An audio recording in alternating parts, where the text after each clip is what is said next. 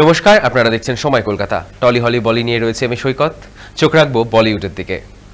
ভারতীয় চলচ্চিত্রের অন্যতম সেরা অভিনেতা নাসিরুদ্দিন শাহ শুধু তার অভিনয় ক্ষমতার জন্যই নন, বরং তার বিতর্কিত মন্তব্যের জন্য বহুল চর্চিত থাকেন। সম্প্রতি তার একটি পুরনো সাক্ষাৎকার আবারও সমাজ মাধ্যমে ভাইরাল হয়েছে, যেখানে বলিউডের মূলধারার দুই সুপারস্টার শাহরুখ খান এবং অক্ষয় কুমার সম্পর্কে তার মতামত আলোচনার কেন্দ্রে এসেছে। ভাইরাল সেই ভিডিওতে দেখা যাচ্ছে, সাক্ষাৎকারে তাকে প্রশ্ন করা হয়েছিল তিনি শাহরুখ খান, অক্ষয় কুমার এবং অজয় দেবগনের মতো জনপ্রিয় তারকার ছবি দেখেন কিনা। জবাবে অভিনেতা অকপটে স্বীকার করেন যে তিনি দেখেন না, তাদের বেশিরভাগেরই অভিনয় তাকে মুগ্ধ করে না। তবে এরপরই তিনি ব্যতিক্রম হিসেবে অভিনেতা অক্ষয় কুমারের নাম নেন এবং তার প্রশংসা করে বলেন, কোনো গডফাদার বা পারিবারিক সমর্থন ছাড়াই তিনি বলিউডে নিজের একটা জায়গা তৈরি করেছেন। এরপর যখন সাক্ষাৎকার গ্রহণকারী উল্লেখ করেন যে শাহরুখ খানও কোনো ফিল্মি ব্যাকগ্রাউন্ড ছাড়াই বিশাল সাফল্য অর্জন করেছে, তখন প্রবীণ অভিনেতা নাসিরুদ্দিন শাহ উত্তর দেন, হ্যাঁ, সেই কারণেই শাহরুখের প্রতি তার প্রচুর শ্রদ্ধা রয়েছে, কিন্তু একজন অভিনেতা হিসেবে তিনি ক্রমশ বোরিং হয়ে উঠছেন। এই মন্তব্য ঘিরেই শুরু হয়েছে নেট মাধ্যমে সংঘর্ষ। একাংশ এই কথাকে প্রশংসা করে লিখছেন, নির্মম সততা, অক্ষয় ভক্তরা হয়েছেন খুশি, অপরদিকে শাহরুখ ভক্তরা হয়েছেন ক্ষুণ্ণ যে শাহরুখ খান প্রতি দশকে নতুন রূপে নিজেকে তুলে ধরেন এবং বিভিন্ন ঘরানার ছবিতে অভিনয় করে চলেছেন। তারা মনে করেন একজন অভিনেতাকে এভাবে বোরিং বলাটা একেবারেই অনুচিত।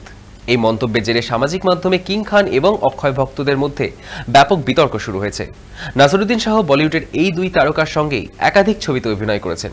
অক্ষয় কুমারের সঙ্গে ব্লকবাস্টার ছবি মোহরাতে এবং শাহরুখ খানের সঙ্গে জনপ্রিয় ছবি চমৎকার, मैं हूं ना ইত্যাদিতে স্ক্রিন শেয়ার করেছেন।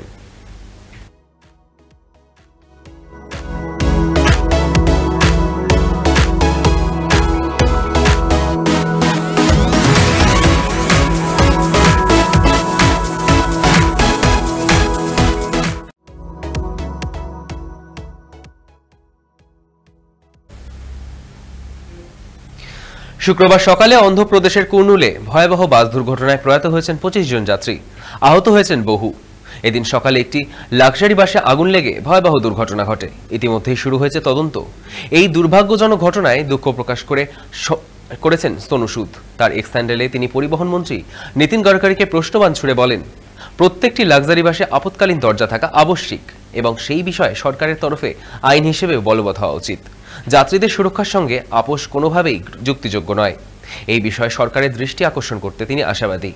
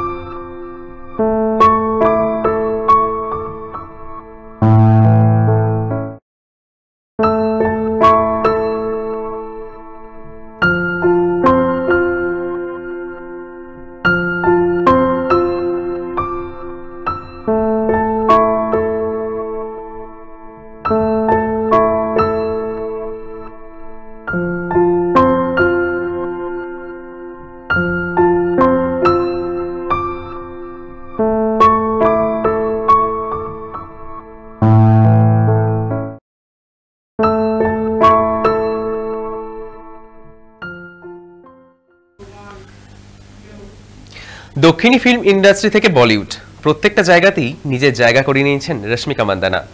বলিউডে একের পর এক সিনেমায় অভিনয় করে দর্শক মহলে এক সুনিশ্চিত জায়গা করে নিয়েছেন তিনি।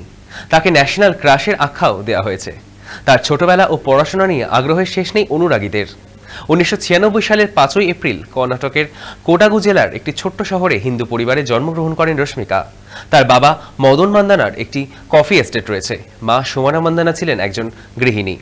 রশ্মিকা গণিকোপ্পালের কুর্ট পাবলিক স্কুল থেকে স্কুল জীবনে পড়াশোনা শেষ করেন। এরপর রশ্মিকা মহীশূরের ইনস্টিটিউট অফ কমার্স অ্যান্ড আর্টসের প্রি ইউনিভার্সিটি কোর্স করেন। এরপর বেঙ্গালুরুর MS Ramaiah college of arts থেকে জার্নালিজম অ্যান্ড ইংলিশ লিটারেচারে স্নাতক ডিগ্রি অর্জন করেন। 2014 সালে clean and clear face wash of ইন্ডিয়ার খেতাব জিতে মডেলিং দুনিয়ায় পা বাড়ান তিনি। কন্নড় ফিল্ম ইন্ডাস্ট্রি থেকেই প্রথম কাজের অফার পান রশ্মিকা। 2016 সালের কন্নড় সিনেমা কিরিক পার্টি দিয়ে অভিনয় জগতে পা রাখেন। এই সিনেমা দিয়েই কন্নড় ফিল্ম ইন্ডাস্ট্রিতে রাতারাতি পরিচয় পেয়ে যান তিনি। এরপরে রশ্মিকা একের পর এক তামিল, তেলেগু এবং কন্নড় ছবিতে কাজ করেছেন। তবে তার কেরিয়ারে আসল সাফল্য আসে 2021 সালে মুক্তিপ্রাপ্ত পুষ্পা দ্য রাইজ ছবি থেকে। গোটা দেশ মুগ্ধ হয়ে যায় শ্রীভল্লির ওপর। তারপর একের পর এক বলিউড সিনেমায় অভিনয় করতে থাকেন তিনি। সম্প্রতি মুক্তি পেয়েছে থামা, সেখানেও তার অভিনয় যথেষ্টই প্রশংসিত এবং চর্চিত।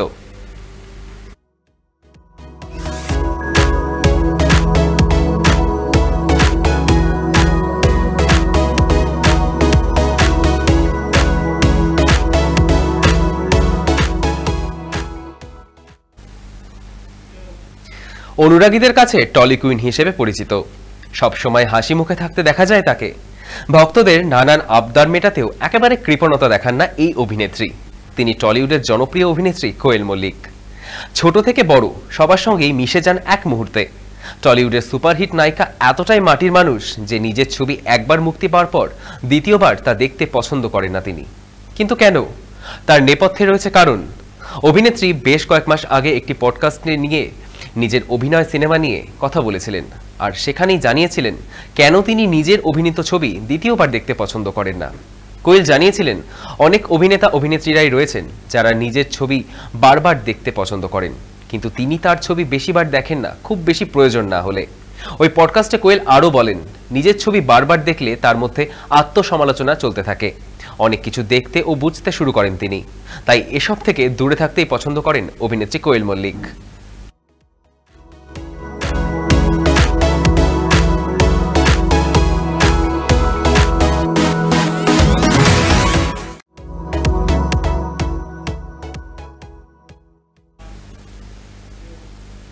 হইচই সিরিজ ইন্দুবালা ভাতের হোটেল খ্যাত অভিনেত্রী পারিজাত চৌধুরী এখন টেলিপর্দার জনপ্রিয় মুখ।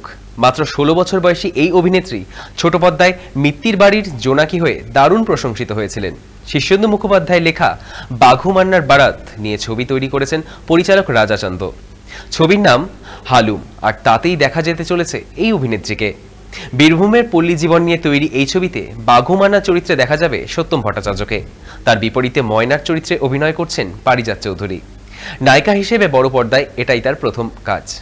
শুটিংয়ের সময় নানান অভিজ্ঞতা শেয়ার করতে গিয়ে তিনি জানিয়েছিলেন, চিত্র পরিচালকেরা এক দাবি ছিল, তার গায়ের রং আরেকটু শ্যামলা হওয়া দরকার। তার জন্য তিনি নাকি দুপুরের রোদে তেল মেখে বসে থাকতেন এবং রং পোড়ানোর জন্য ওয়ার্কশপে রোজ আসতেন শাড়ি পরে। গ্রামের মেয়ের ভূমিকাটি নিখুঁতভাবে পালন করার জন্যই তার এই কাজ। নিজের কাজের প্রতি এতটাই ডেডিকেশন তার।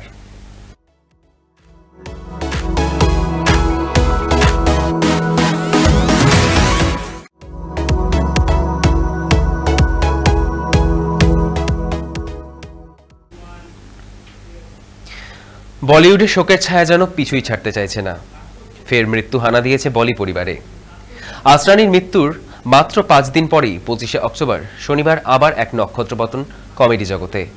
প্রয়াত সিনে দুনিয়ার জনপ্রিয় কৌতুক অভিনেতা সতীশ সাহু। 1983 সালের জানে ভি দো ইয়ারোতে তার পারফরম্যান্স সাড়া ফেলে দিয়েছিল, যেখানে তিনি নিখুঁত দারুণ দক্ষতায় একাধিক চরিত্রে অভিনয় করেন।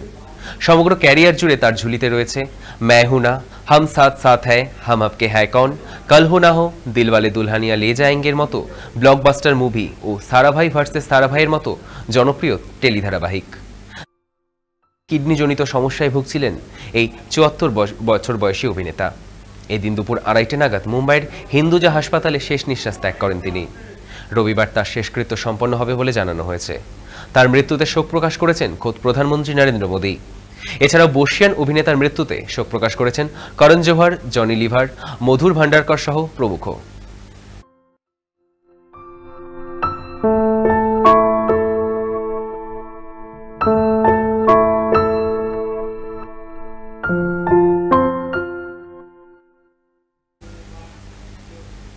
টলি হলি বলি এখনকার মতো এ পর্যন্তই।